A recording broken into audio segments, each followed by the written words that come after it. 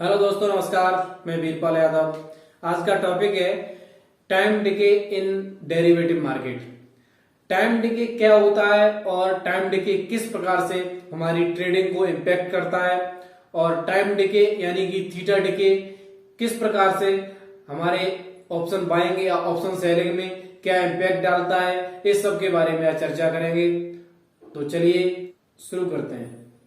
सबसे पहले time decay होता क्या है। टाइम डिके मीन्स जैसे जैसे समय गुजरता है, जैसे जैसे एक्सपायरी की तरफ हम लोग बढ़ते हैं, उसी हिसाब से प्रीमियम घटते चले जाते हैं। प्रीमियम की जो वैल्यू घटती है, जो प्रीमियम कम होता है, उसी को हम कहते हैं टाइम डिके या फिर थीटा डिके। जैसे कि सपोज करिए कि आपने रिलायंस की कॉल 15 रुपए में खरीदी। रिलायंस की 2500 की कॉल आपने 15 रुपए में खरीदी इसी महीने की, और जैसे जैसे महीने के एंड की तरफ बढ़ेंगे, यानी कि एक्सपायरी होती है महीने के लास्ट थर्सडे को, जैसे जैसे महीने के लास्ट थर्सडे की तरफ बढ़ेंगे तो 15 रुपए जो है वो कम होते चले जाएंगे। इसी को कहते हैं टाइम डिके।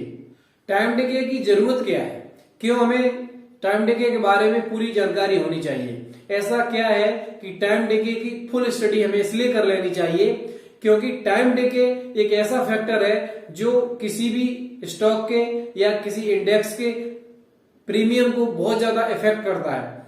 जब भी हम कोई ऑप्शन खरीदते हैं तो उसमें तीन चीजें मुख्य रूप से इफेक्ट करती है, जैसे कि अंडरलाइंग एसेट का प्राइस, ऑप्शन का स्ट्राइक प्राइस और टाइम, यानी कि जो भी टाइम बचा हुआ है एक्सपायरी तक का, वो जो टाइम बचा हुआ है। और जब ये ऑप्शन एक्सपायर होता है तो एक्सपायरी पर सभी ओटीएम स्ट्राइक प्राइस की प्रीमियम जीरो हो जाते हैं। इसलिए समय के साथ इस घटी हुई प्रीमियम की वैल्यू को समझना हमें बहुत जरूरी होता है। अच्छा, अब ये समझते हैं कि ऑप्शन का जो प्रीमियम होता है वो किन किन फैक्टर्स के आधार पर डिसाइड होता है। जो भी ऑप्शन खरीदा या बेचा जाता है तो उसका जो प्रीमियम है वो डिसाइड कौन करता है, उसके क्या क्या फैक्टर्स होते हैं उसके बारे में बात करेंगे। जैसे कि चार चीजें मुख्यतः होती हैं। उस अंडरलाइंग एसेट्स का प्राइस, जो जिस भी इंडेक्स का या स्टॉक का आप ऑप्शन खरीद या बेच रहे हैं उसका प्राइस, और उसमें मार्केट में जो वॉलेटिलिटी हो रही है उस वॉलेटिलिटी को काउंट किया जाता है, और इंटरेस्ट रेट्स, जो गवर्नमेंट द्वारा बैंकों को किस ब्याज दर पर पैसे दिए गए, वो इंटरेस्ट रेट्स।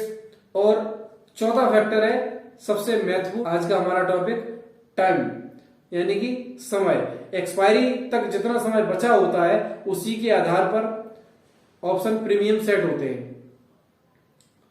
तो अब ये समझ में आ रहा होगा कि टाइम डिके कितना महत्वपूर्ण है, क्योंकि यदि टाइम ज्यादा बचा हुआ है तो निश्चित तौर पर प्रीमियम ज्यादा होंगे, और टाइम कम बचा हुआ है या एक्सपायरी के बिल्कुल नियर है तो ऑप्शन प्रीमियम घटते चले जाते हैं, क्योंकि ओटीएम का यानी इन द मनी का जितना भी वो प्रीमियम होगा वो सभी जीरो की तरफ बढ़ता चला जाता है। टाइम डिके को थीटा डिके भी कहते हैं। थीटा डिके क्यों कहते हैं, क्योंकि थीटा पर ही डिपेंड करता है कि उस पर्टिकुलर अंडरलाइंग एसेट का जो प्रीमियम है वो कितना घटेगा, किस रेंज में घटेगा, किस स्पीड से घटेगा, ये उस पर्टिकुलर अंडरलाइंग एसेट्स का जो थीटा होता है वो डिसाइड करता है। इसलिए इसे टाइम डिके के साथ साथ थीटा डिके भी कहा जाता है। चलिए इसे एक एग्जांपल के साथ समझते हैं। जैसे सपोज दैट आपका कोई ऑप्शन खरीदा और वो ऑप्शन के एक्सपायर होने में भी पूरे 30 दिन है, और उसका थीटा है 0.02, यानी कि अब एक्सपायरी की तरफ जैसे जैसे आगे बढ़ेंगे वैसे वैसे डेली 0.02% के लगभग उस पर्टिकुलर एसेट्स का प्रीमियम लगभग 0.02% घटता चला जाएगा, और एक्सपायरी के दिन यदि वो strike price out of the money हो गया तो निश्चित तौर पर जीरो हो जाएगा। अगला पॉइंट है इसका इम्पैक्ट ऑप्शन ट्रेडिंग पर क्या होता है। पहले ही जैसे कि बताया कि जैसे जैसे एक्सपायरी की तरफ बढ़ते हैं वैसे वैसे प्रीमियम्स जीरो की तरफ भागते हैं। यदि आपने ऑप्शन बाई किया है और आप उस टाइम डिके को डिके को आप ध्यान में नहीं रखेंगे तो निश्चित तौर पर आपका प्रीमियम जीरो की तरफ पड़ेगा और आपने जो भी प्रीमियम जिस भी प्रीमियम पर ऑप्शन खरीदा है वो जीरो हो जाएगा। तो ऑप्शन ट्रेडिंग में टाइम डिके का ध्यान रखना बेहद जरूरी होता है। ऑप्शन ट्रेडिंग में सबसे महत्वपूर्ण अगर कोई है तो टाइम डिके है, क्योंकि आपने कितना ही बेहतरीन निर्णय क्यों ना लिया हो। सपोज करिए आपने जिस डायरेक्शन के हिसाब से आपने ऑप्शन खरीदा है और मूव भी उसी डायरेक्शन में हुआ, लेकिन यदि टाइम डिके आपके विपरीत है तो निश्चित तौर पर आपका नुकसान होगा, क्योंकि प्रीमियम जीरो की तरफ आ गई। आगे बात करते हैं कि इस टाइम डिके से बचने के लिए, यानी कि ऑप्शन में ट्रेडिंग करनी है लेकिन इससे बचना भी है, तो किस प्रकार से बचा जा सकता है। इसके लिए कुछ स्ट्रेटजी होती हैं, जैसे कि कैलेंडर स्ट्रेटजी। इसमें क्या होता है, कुछ ऑप्शंस को खरीदा जाता है और कुछ ऑप्शंस को बेचा जाता है, लेकिन अलग अलग एक्सपायरी के लिए, जिससे कि आपका टाइम डिके मैनेज हो जाता है। इन सब के बारे में किसी अगले वीडियो में निश्चित तौर पर चर्चा करेंगे। आगे बात करते हैं कि टाइम डिके बायर के पक्ष में होता है या सेलर के पक्ष में।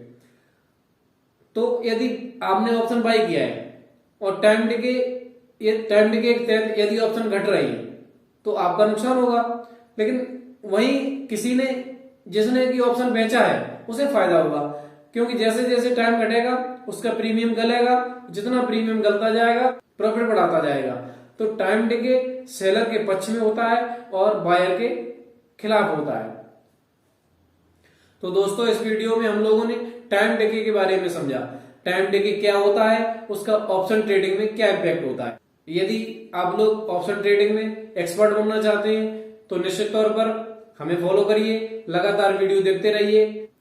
हम लोग मिलेंगे अगले वीडियो में, तब तक के लिए बहुत बहुत धन्यवाद।